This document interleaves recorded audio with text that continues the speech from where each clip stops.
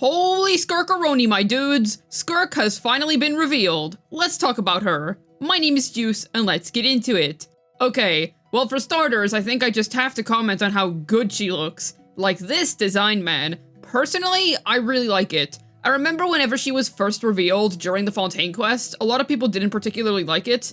But honestly, I liked it from the first moment that I saw it. I thought she looked really neat. I love the entire aesthetic. I will say, she does look more like a Honkai Star Rail character, but the thing is, I feel like that was the intention with her. She's supposed to look otherworldly, and I really like that about her, because she is literally an abyssal character.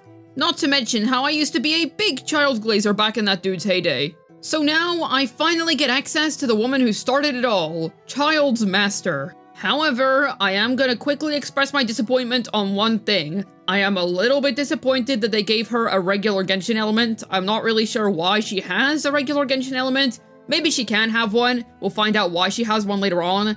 I mean, I suppose it was silly of me to expect that they would make an entirely new element for one character, but considering the lore importance of Skirk and how long we've been waiting for her, I think it was fair to believe that she might have some unique sort of element, or even maybe a subsidiary of Cryo, kind of like how ZZZ, there's an ice type, but Miyabi, a specific character, she is a frost type. I feel like they could have done something like that, give Skirk an element that fits her specific aesthetic and lore more, while still having it function essentially the same as any other existing element. I am wondering, if we had waited beyond 6.0, would we have gotten a unique element for this unit? I'm not particularly sure, because 6.0, that's probably whenever Genshin's gonna roll out all of their really big updates, so maybe that's when we'll get some sort of abyssal element? I just feel like Genshin is eventually gonna have to add something like that, because I know that in the far future, let's be real here, Dainsleif is gonna be playable at some point, and it would be very silly if that guy had a regular vision. I honestly already thought it was a stretch giving Kale a Dendro vision. If you've read the Genshin manga, then you'll understand why I personally find that a little bit strange, but for those who haven't, it just doesn't really make sense with her lore, correct me if I'm wrong on that. So I will say, yes, it is a little bit of a shame that we did end up just getting a regular Cryo character. However, that doesn't completely kill my hype for the unit, because I've still been waiting for her for a very long time, and I'm not gonna let that destroy all of my hype. This is a really big release, in my opinion at least, because she is so important to the lore. This is our first playable character that is straight up just from the Abyss. I mean, look at this art. You can tell that she's special, and I love that you can tell that she's special. Now granted, in regards to her being a Cryo unit, she could be drawing the power from an external source, kind of like how Child draws Electro from his foul legacy, and maybe she doesn't even have a Cryo vision. I mean, I don't really see a vision anywhere when I look at her, correct me if I'm wrong on that. So I think it's safe to say that she simply just chose Cryo as her element of choice, though I will say, I kind of would have preferred if she was an Electro character. I mean, sure, we did recently get Varessa as an Electro DPS, but it would have made more sense. It would have been so cool, dude. Child Foul Legacy, being Electro because Skirk is Electro, you know what I mean? Or maybe even Hydro, because that's Child's main element. It would have been a cool link in my opinion. But I will say, the silver lining of all of this is that Cryo is my favorite Genshin element. So hey, it ain't all bad. And something else that I'd like to point out about Skirk being Cryo. We recently got a Scoffier, a support that single-handedly managed to raise Cryo up from the dead. So if Skirk ends up being a Cryo DPS, I really would suggest that you pull for a Scoffier. I feel like she's going to be a very good investment for her, especially considering that Skirk is releasing the patch after a Scoffier Ramsey came out. So yeah, I would try and get her if you could. However, I am curious, how long is this character going to last? Because Arlecchino came out sometime around the end of Fontaine. Very hyped up character, everyone really wanted her, she's super awesome. Heck, even I got her and I love her, I think she's cool. Cue 6 months later, and Moeka comes out, completely rolling over the entire Pyro DPS meta. Skirk is also a very hyped up character, one that happens to be releasing not too long before the release of a brand new major region. So I am actually curious how long her reign is going to last, because I do expect her to be very strong when she launches. I would be surprised if she was not. Do I think that she's going to beat the current quality of Cryo DPSs that we have now that we have a Scoffier in the game?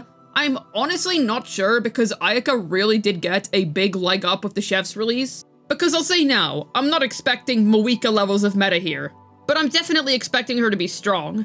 We'll just have to wait and see, but I'm definitely excited for her. Once again, I'm a little salty at how her element was handled, but listen, it's fine. At least it's my favorite element.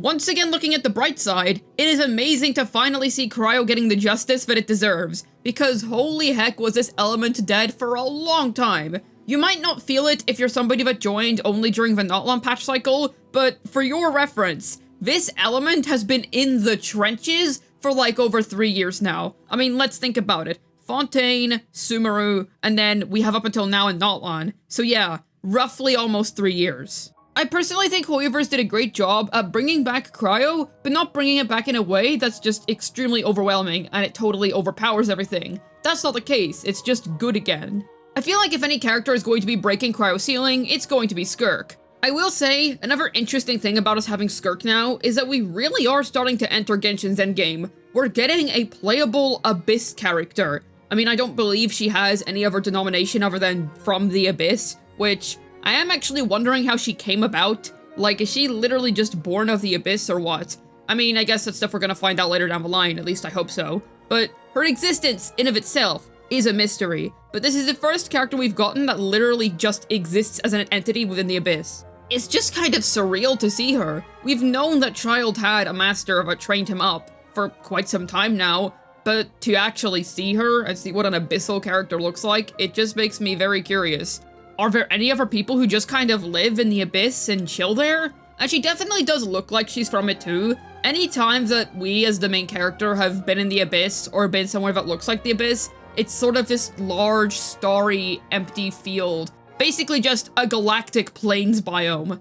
And she matches that entire vibe pretty well. So I assume that whenever she comes out, she's probably going to drop some insane Genshin lore on us. We're definitely tying up the Tevat chapter as we go on from here. I mean, let's think about it. If you think back to the original trailer of Genshin Impact, there's about 2 more years worth, but if you add in Nordcry, then about 3 more years worth of Genshin regions. We have Nordcry, Snezhnaya, and then I think the last one is Khaenri'ah?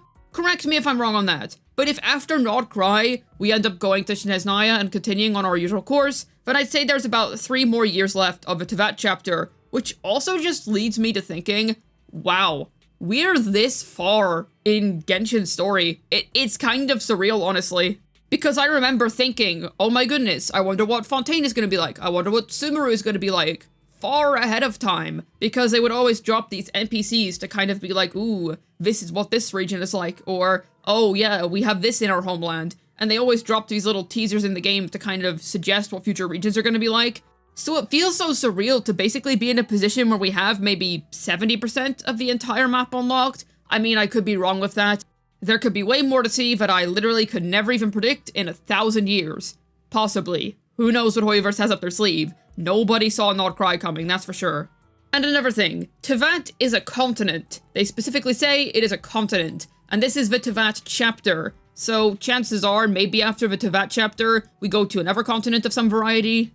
I'm not sure what's gonna happen beyond that point, who knows. Skirk just definitely gets me thinking about all of it though, because to simply have this character in front of us, it just shows how far we've come. I'm obviously going to be getting a copy of her. I really want her. She looks incredible. I definitely need to add her to my account. I mean, shoot, dude, even if just to honor the fact that I was a child main for quite some time, back when I was first new to Genshin, I definitely need to go and get his master. I don't really intend on getting any constellations though. I just want to get a single copy and probably the weapon. This is mostly because Nordcry is coming up. I want to wait and see what new characters Hoyoverse has in store for us. They might reveal some character that I look at and go, whoa, I really need them.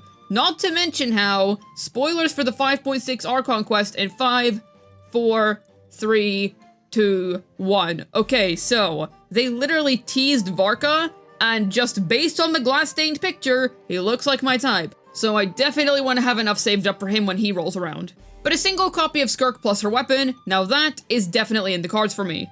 Also, I did notice, they slightly altered her character design. To be honest, it's not that much different, the general aesthetic is still the same, but there's some general tweaks here and there. I think the new one looks nice. I pretty much like them equally as much. I'd kind of have to see the new one in a 3D model form to really form my opinion on it. But either way, just at a glance, I quite like both of them, so I'm sorted either way. Definitely a banger character, and definitely a freaking must-pull, at least for me. But what about yourself? Are you gonna be pulling for Skirk, or is it a skip to save for Nordcry? Let me know down below. I'd love to hear your thoughts. As always, I have a ZZZ second channel, Head on over and subscribe if you're interested in some fun, silly ZZZ content. I'd also like to mention that I stream on Twitch. I stream once a week, every week on Saturdays, sort of from free PvK time. Come along so we can play Wuthering Waves, ZZZ, and do some more fun stuff together. Hopefully this video was able to tell you about my opinions on Skirk. This has been Juice, signing out. And you know those sacrificial wishing rituals?